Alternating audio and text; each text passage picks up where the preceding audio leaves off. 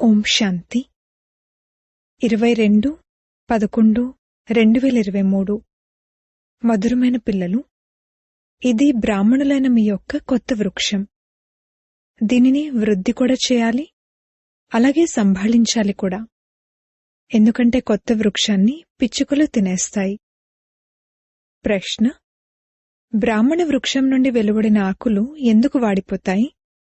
దానికి కారణం మరియు నివారణ ఏమిటి? జవాబు: తండ్రి ఏవైతే జ్ఞానం యొక్క అద్భుతమైన రహస్యాలను వినిపిస్తారో వాటిని అర్థం చేసుకుని కారణంగా సంశయం ఉత్పన్నమవుతుంది. అందుకే కొత్త కొత్త ఆకులు వాడిపోతాయి. ఇక తర్వాత చదువును వదిలేస్తారు. ఇందులో అర్థం చేయించే పిల్లలు చాలా చురుకైన వారై ఉండాలి. ఒకవేళ ఏదైనా సంశయం కలిగితే పెద్దవారిని అడగాలి. సమాధానం లభించకపోతే తండ్రిని కూడా అడగచ్చు. పాట: ప్రియతమా వచ్చి కలుసుకో. ఓం శాంతి. పాటనైతే పిల్లలు అనేకసార్లు విన్నారు. దుఃఖంలో భగవంతుణ్ణి అందరూ పిలుస్తారు. కాని మీ వద్దనైతే వారు కూర్చున్నారు. మిమ్మల్ని అన్ని దుఃఖాల నుండి విముక్తులుగా చేస్తున్నారు. తప్పకుండా దుఃఖధామం నుండి సుఖధామంలోకి తీసుకువెళ్లే సుఖధామం యొక్క యజమాని తెలియజేస్తున్నారని మీకు తెలుసు. వారు వచ్చి ఉన్నారు, మీ సమ్ముఖంగా కూర్చుని ఉన్నారు మరియు రాజయోగాన్ని నేర్పిస్తున్నారు. ఇది మానవ మాత్రుల పనేమీ కాదు. పరంపిత పరమాత్మ మమ్మల్ని మనుషుల నుండి దేవతలుగా తయారు చేయడానికి రాజయోగాన్ని నేర్పించారు అని మీరంటారు. మనుషులను దేవతలుగా తయారు చేయలేరు. మనుషుల నుండి దేవతలుగా తయారు చేయడానికి పరమాత్మకు ఎంతో సమయం పట్టదు. ఇది ఎవరి మహిమ? బాబాది. తప్పకుండా దేవతలు సత్యుగంలో ఉంటారు. ఈ సమయంలో దేవతలు అసలు ఉండనే ఉండరు. కావున తప్పకుండా స్వర్గస్థాపన చేసేవారే మనుషులను దేవతలుగా తయారు చేస్తారు. పరంపిత పరమాత్మ ఎవరినైతే శివ అని కూడా అంటారో వారు పతితులను పావనంగా తయారు చేయడానికి ఇక్కడకు రావాల్సి ఉంటుంది. మరి వారు ఎలా వస్తారు? పతిత ప్రపంచంలో శ్రీకృష్ణుని తనువు కూడా లభించదు. మనుషులు తికమకలో ఉన్నారు. ఇప్పుడు పిల్లలను మీరు సమ్ముఖంగా వింటున్నారు. మీకు ఈ ప్రపంచ చరిత్ర భౌగోళికాల గురించి తెలుసు. చరిత్రతో పాటుగా భౌగోళికము తప్పకుండా ఉంటుంది. మరియు ఈ చరిత్ర భౌగోళికాలు మనుష్య సృష్టిలోనే ఉంటాయి. బ్రహ్మ విష్ణు శంకర్ల విషయంలో లేక సూక్ష్మవత్నం విషయంలో చరిత్ర భౌగోళికమని ఎప్పుడూ అనరు. అది సూక్ష్మవతనం. అక్కడ మూవీ ఉంటుంది. టాకీ అయితే ఇక్కడ ఉంటుంది. ఇప్పుడు బాబా పిల్లలైన మీకు మొత్తం ప్రపంచం యొక్క చరిత్ర భౌగోళికాల గురించి మరియు మూలవతనం యొక్క సమాచారాన్ని వినిపిస్తారు. వేటినైతే 3 లోకాలను అంటారో వాటన్నింటి గురించి వినిపిస్తారు. ఇప్పుడు బ్రాహ్మణులైన మీ కొత్త వృక్షం యొక్క అంటు కట్టబడింది. దీనిని వృక్షం అంటారు. ఇతర మఠాలు మార్గాలు ఏవైతే ఉన్నాయో వాటిని వృక్షం అనరు. ఉదాహరణకు క్రిస్టియన్లున్నారు. వారికి క్రిస్టియన్ వృక్షం వేరు అని తెలుసు. కాని అన్ని కొమ్మలు రెమ్మలు ఈ పెద్ద వృక్షం నుండి వెలువడ్డాయని వారికి తెలియదు. మనుష్య సృష్టి ఎలా ఉద్భవిస్తుంది అనేది వారికి అర్థం చేయించాలి. తల్లి, తండ్రి, ఆ తర్వాత పిల్లలు, వీరంతా కూడా ఒకేసారి వెలువడరు. 2 నుండి 4-5 ఆకులు వెలువడతాయి. అయితే కొన్నింటిని పక్షులు కూడా తినేస్తాయి. ఇక్కడ కూడా పక్షులు తినేస్తాయి. ఇది చాలా చిన్న వృక్షం. ఇంతకుముందు వృద్ధి చెందినట్లుగానే మెల్లమెల్లగా వృద్ధి చెందుతుంది. పిల్లలైన మీకిప్పుడు ఎంత జ్ఞానం ఉంది? మీరు త్రికాలదర్శులు, 3 కాలాల గురించి తెలిసినవారు. అలాగే మీరు త్రిలోకనాథులు, అనగా 3 లోకాల గురించి తెలిసినవారు. లక్ష్మీనారాయణలను త్రిలోకనాథులు, త్రికాలదర్శులు అన్నారు. మనుషులేమో శ్రీకృష్ణుణ్ణి త్రిలోకనాథుడంటారు.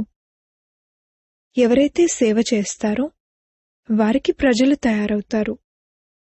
తమ వారసులను కూడా తయారు చేసుకోవాలి, అలాగే ప్రజలను కూడా తయారు చేసుకోవాలి. కావున మేము త్రిలోకనాథులము అని బుద్ధిలో ఉండాలి. ఈ విషయాలు చాలా అద్భుతమైనవి. పిల్లలు ఒకవేళ పూర్తిగా అర్థం చేయించలేకపోతే కన్స్ట్రక్షన్కు బదులుగా డిస్ట్రక్షన్ చేస్తారు.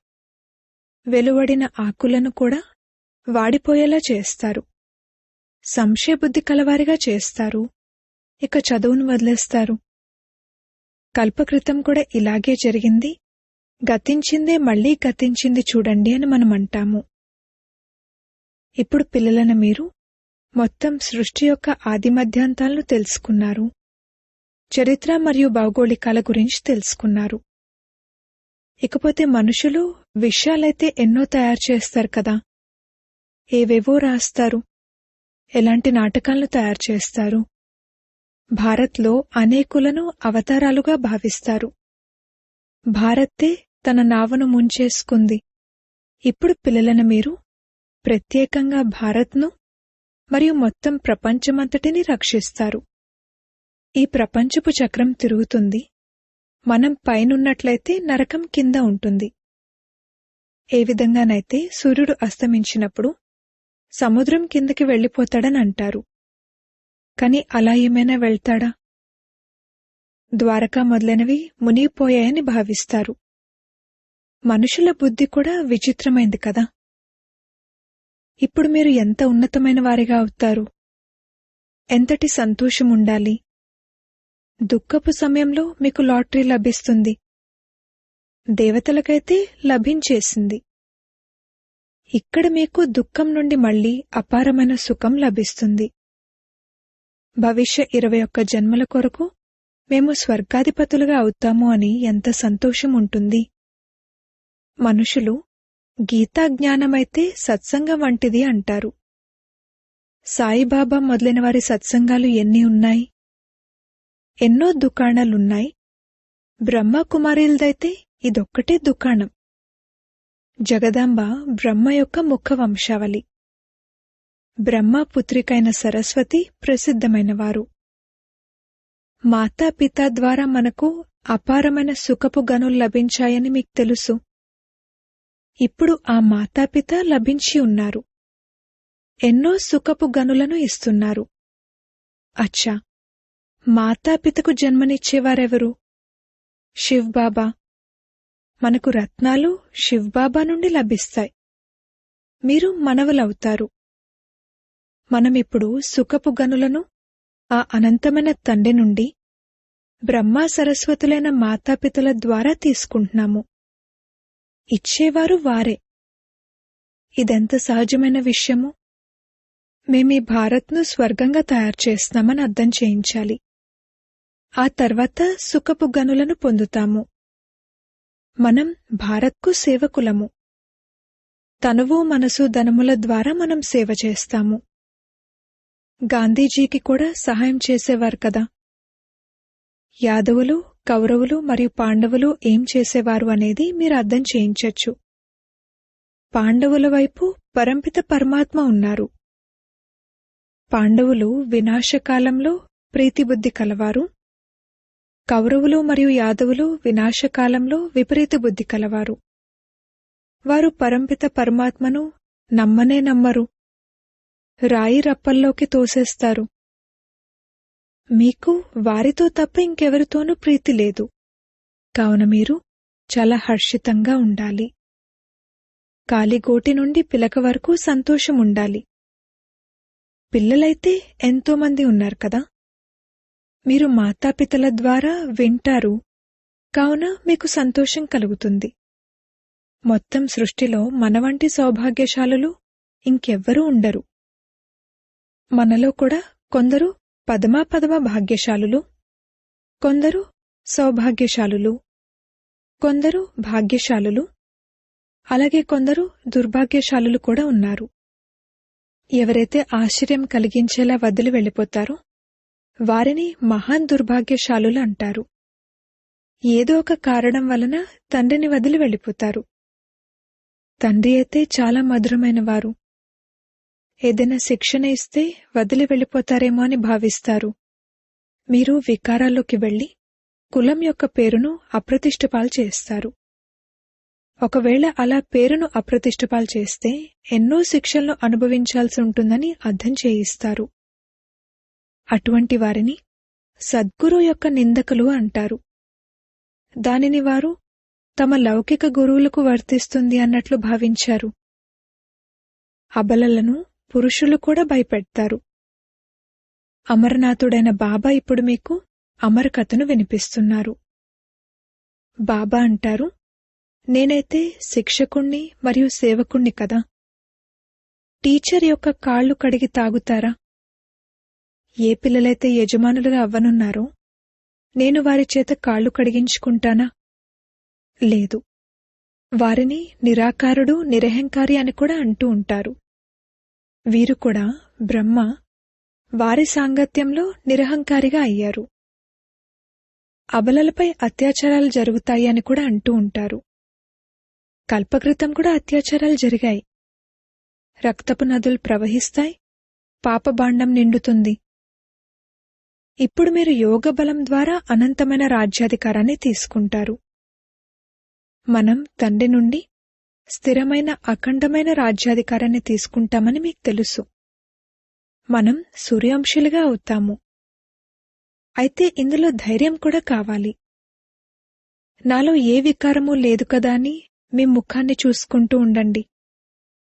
ఏ విషయమైనా అర్థం కాకపోతే పెద్దవారిని అడగండి. మీ సంశయాన్ని దూరం చేసుకోండి. ఒకవేళ బ్రాహ్మణి సంశయాన్ని దూరం చేయలేకపోతే బాబాని అడగండి. ఇప్పుడింకా పిల్లలైన మీరు ఎన్నో విషయాలను అర్థం చేసుకునేది ఉంది.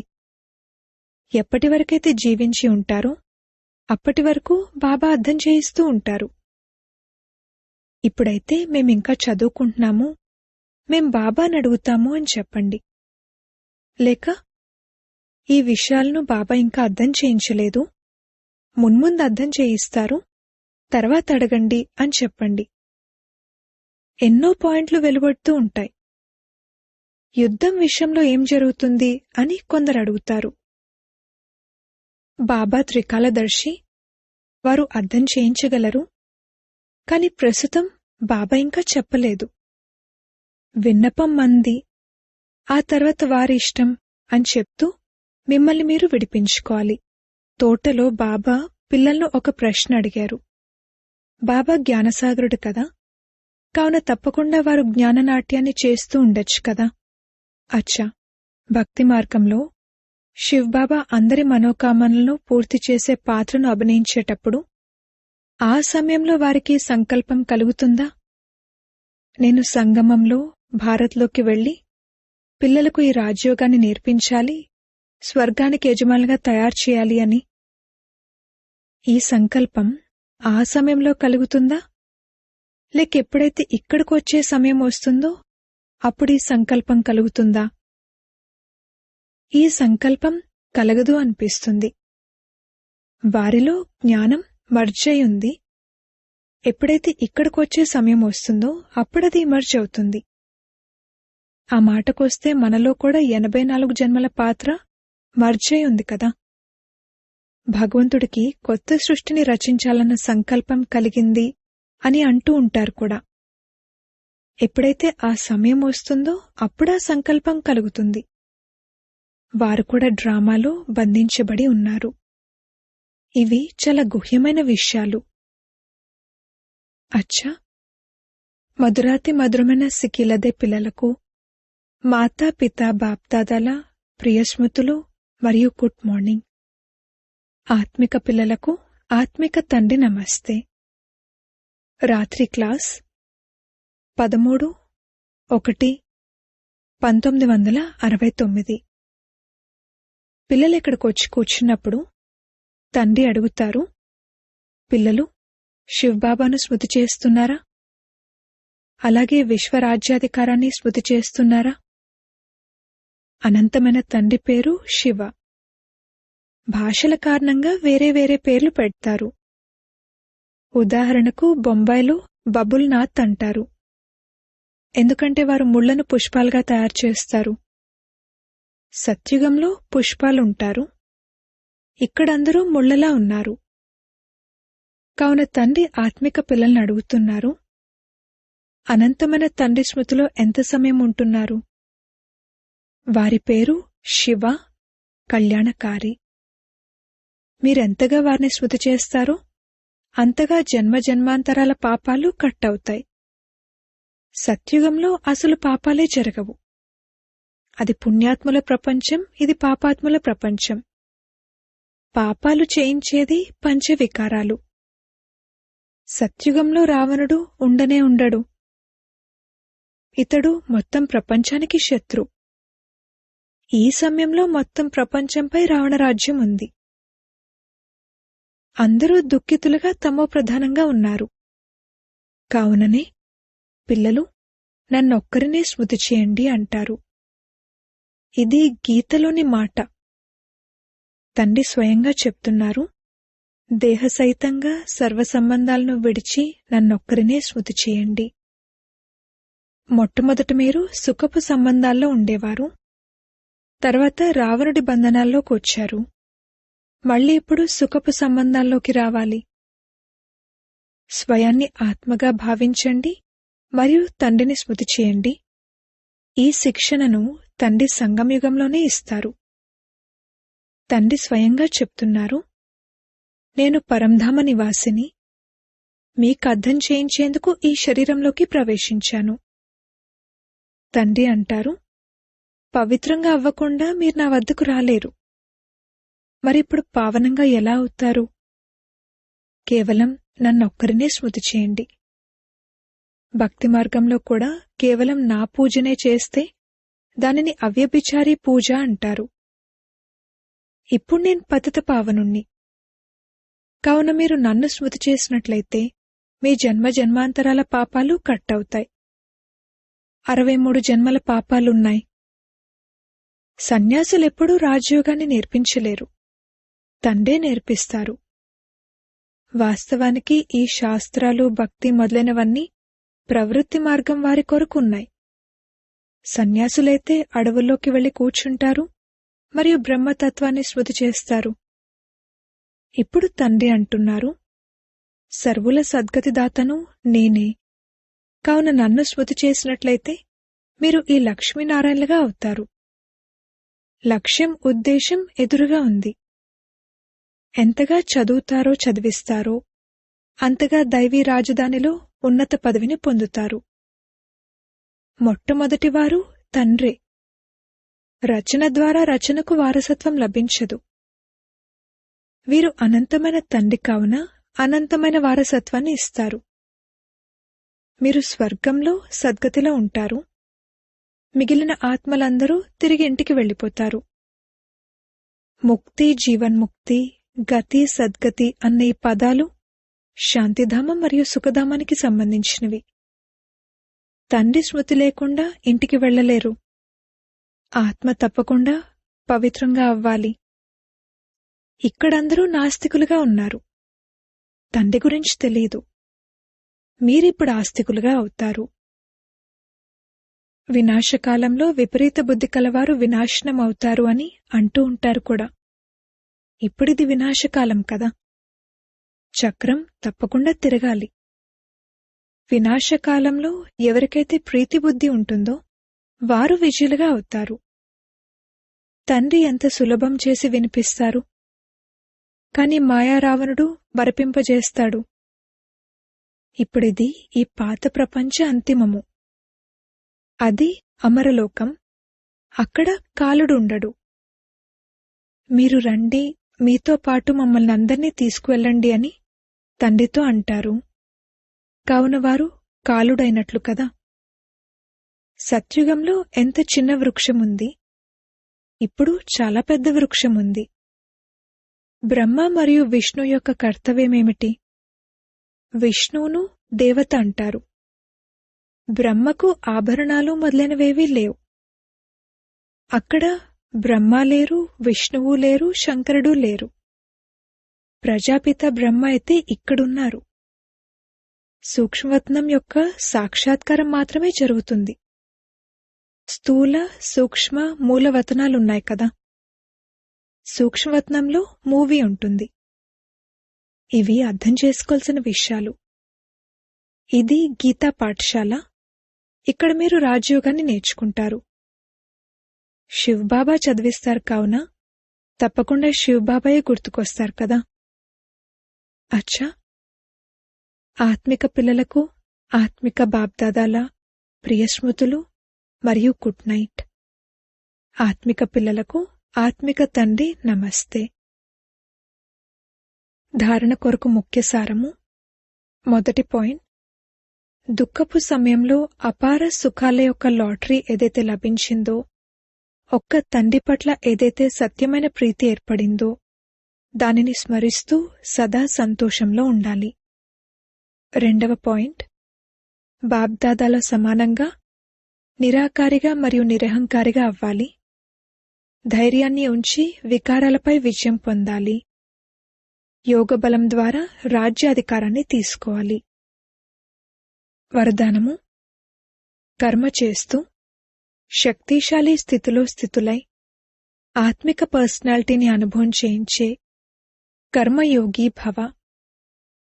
పిల్లలైన మీరు కేవలం కర్మకర్తలు మాత్రమే కాదు, కాని యోగయుక్తులై కర్మ చేసే కర్మయోగులు. కావున మీ ద్వారా ప్రతి ఒక్కరికి ఇది అనుభవం అవ్వాలి. వీరు కర్మలనైతే చేతులతో చేస్తున్నారు కాని కర్మలు చేస్తూ కూడా తమ శక్తిశాలి స్థితిలో స్థితులై ఉన్నారు అని. సాధారణ రీతిలో నడుస్తున్నా నిలబడి ఉన్నా కాని ఆత్మిక పర్సనాలిటీ అన్నది దూరం నుండి అనుభవం అవ్వాలి.